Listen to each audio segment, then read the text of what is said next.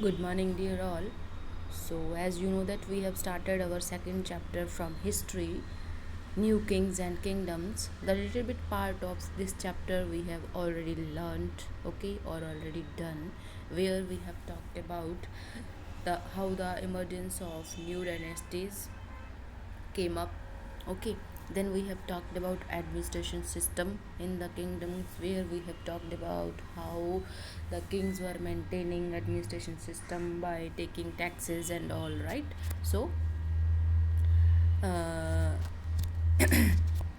today we are going to discuss about prashastis and land grants, okay. Prashastis and land grants, you all know that in previous class you have done what does mean it by, okay. What is the meaning of prashasti? You can see here so many pictures of prashastis are given here, okay.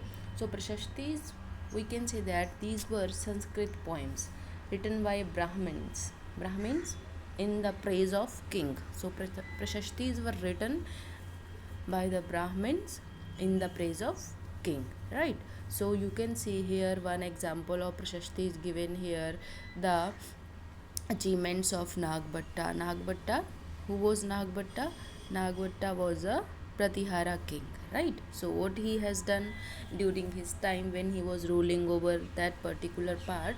So what kind of work of bravery he has done? The whatever we can say that Brahmins were there, they were writing, okay, in the form of poem, okay. So this is all about prashastis. So prashastis contain details that may not be literally true, but they tell us how rulers wanted to depict themselves. A valiant means brave, okay. So warrior, we can say that victorious warriors. For example, these were composed by learned Brahmins. Obviously, learned Brahman can write, right?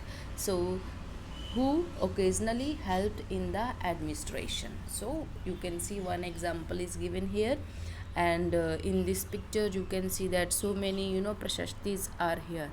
Okay, so kings often rewarded Brahmins by when they were writing when they were writing these prashastis in the praise of any king.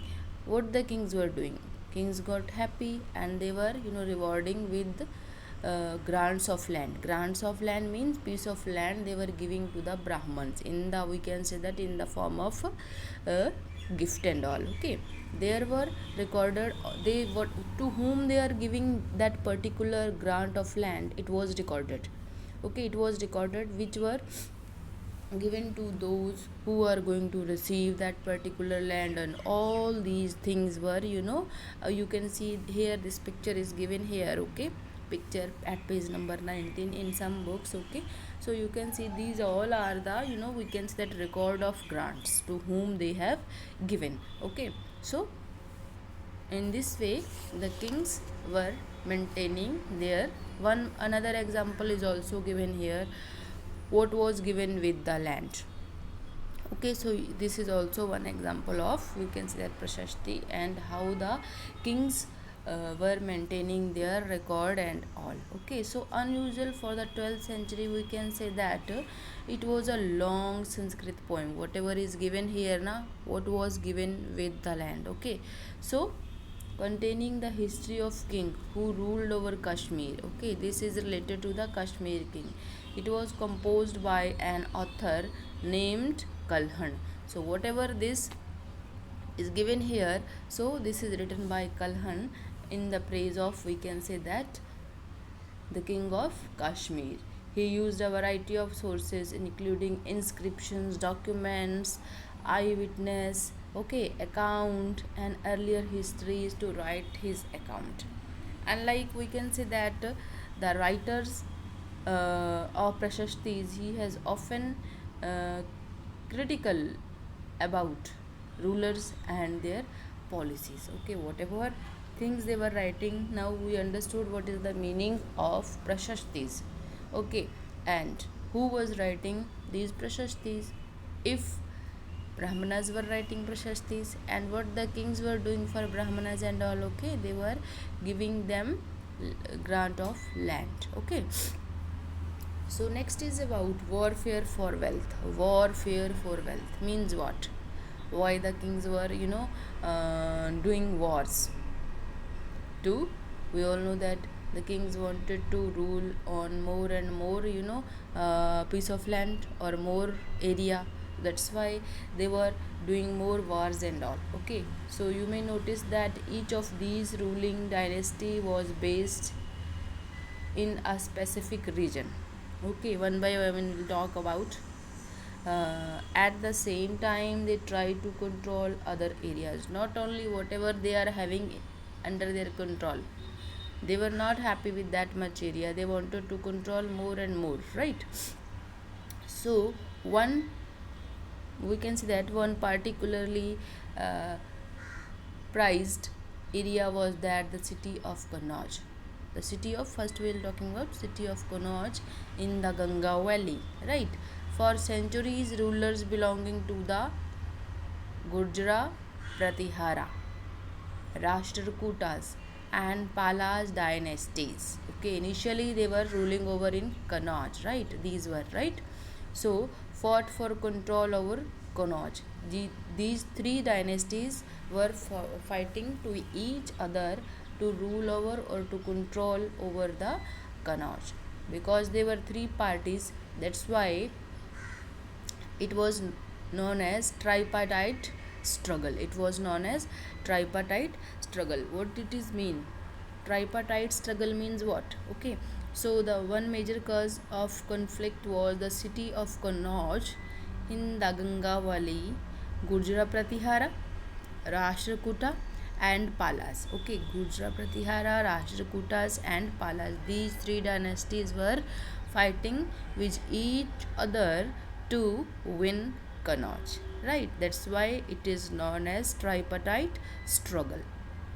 The main cause of this struggle was to control the wealth and whatever resources of the city of Kannauj and fertile region of the, we can say that, in Ganga Valley, right? They wanted to control over on all these things. Okay, so that's why who were fighting with each other? Gujra Pratihara, Rashtrakuta, and Pala.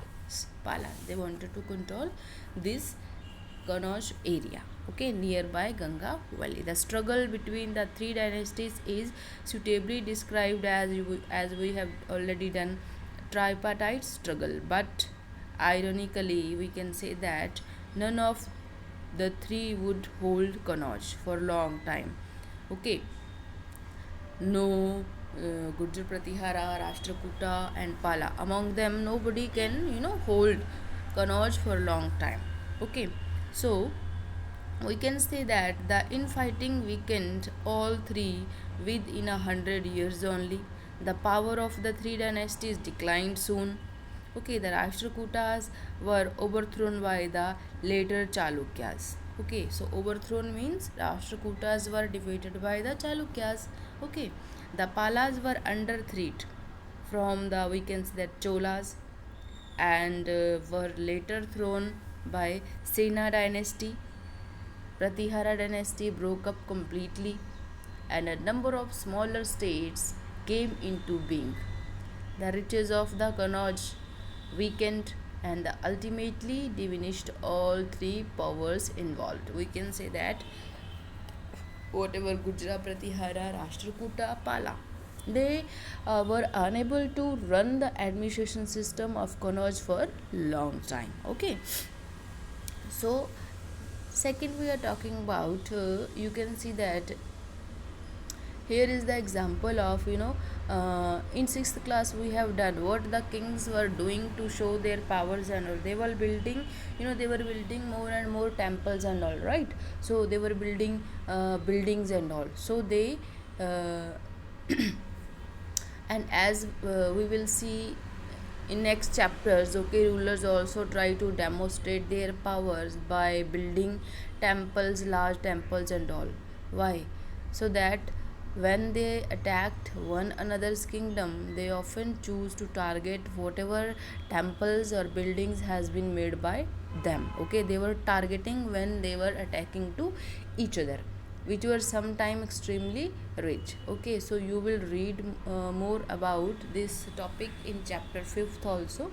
So here initially we have talked about tripartite struggle. Now we are little bit talking about Sultan Muhammad Ghazni.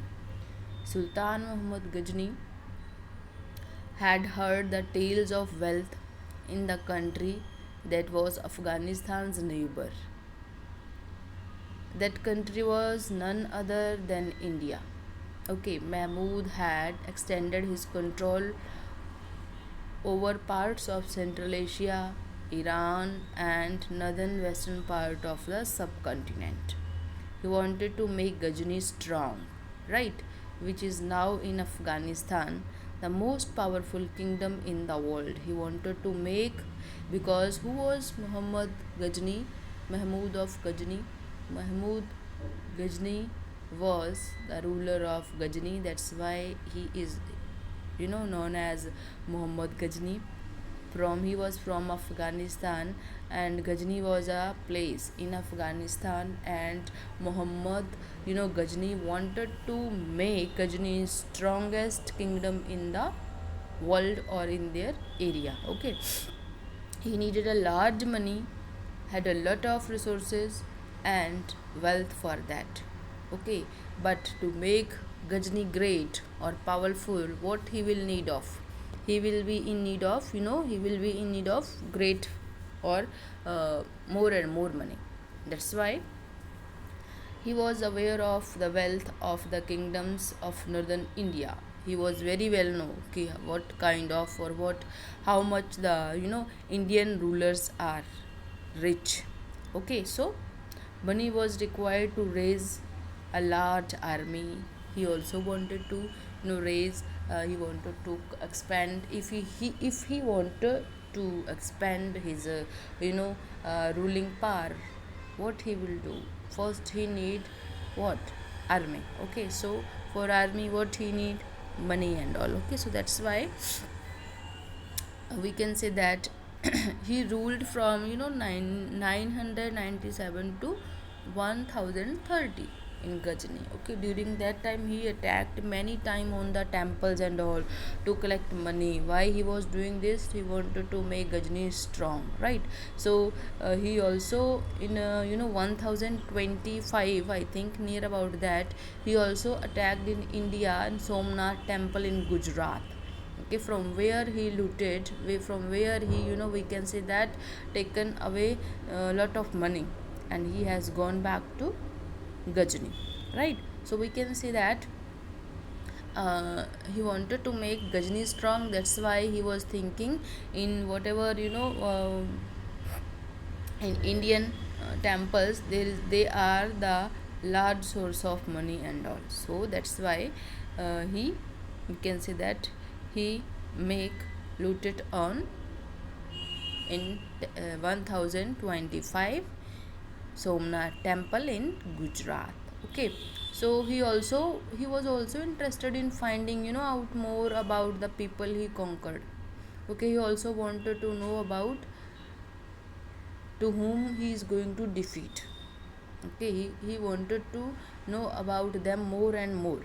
So that's why Al-Biruni was a writer in his court. Okay, Al-Biruni was a writer, or we can say that a scholar in his court. He write an account of the subcontinent. This work, he has written a book which was known as Kitab al-Hind. Kitab al-Hind, given in your book also. Okay, remains an important source of historians. He consulted Sanskrit scholars to prepare this account also. So this is all about, first we have talked about Mahmud of Ghazni or Muhammad Ghazni, right? So this is all about Muhammad Ghazni. So next is about Prithviraj Chauhan, about whom we are talking about. Prithviraj Chauhan. Prithviraj Chauhan, who was he? Prithviraj Chauhan. Who was Prithviraj Chauhan? Anybody knows?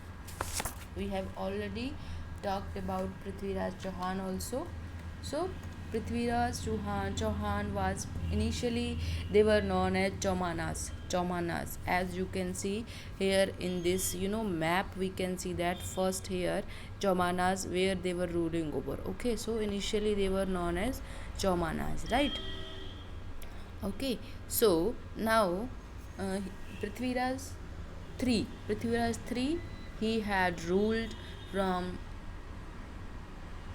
1168 to 1192. Okay, he defeated Afghan ruler named Sultan Muhammad Ghori. Afghan ruler Muhammad Ghori in 1191. Okay, so because Prithviraj third was very powerful. Okay, these he was, and most of the Chauhanas or Chaumanas ruler were ruling in Delhi or Ajmer part of our India. Okay, so they attempted to expand their control to the west and the east part of India also, where they were opposed by the Chalukyas. Chalukyas were opposing to the Chaumanas or Chauhanas, okay, of Gujarat and Gadwalas of western Uttar Pradesh, right? So we can say that the best Chaumanas ruler was who? Prithviraj III, who defeated in 1191 to Muhammad Ghori, but in 1192 in next war Muhammad Ghori defeated Prithviraj Chauhana. Okay, so this is all about, we can say that the warfare for the wealth, why the kings were doing warfares, right? So I think it is sufficient for you. The rest part of the chapter we will discuss in next part of the video. So till then, keep learning and take care.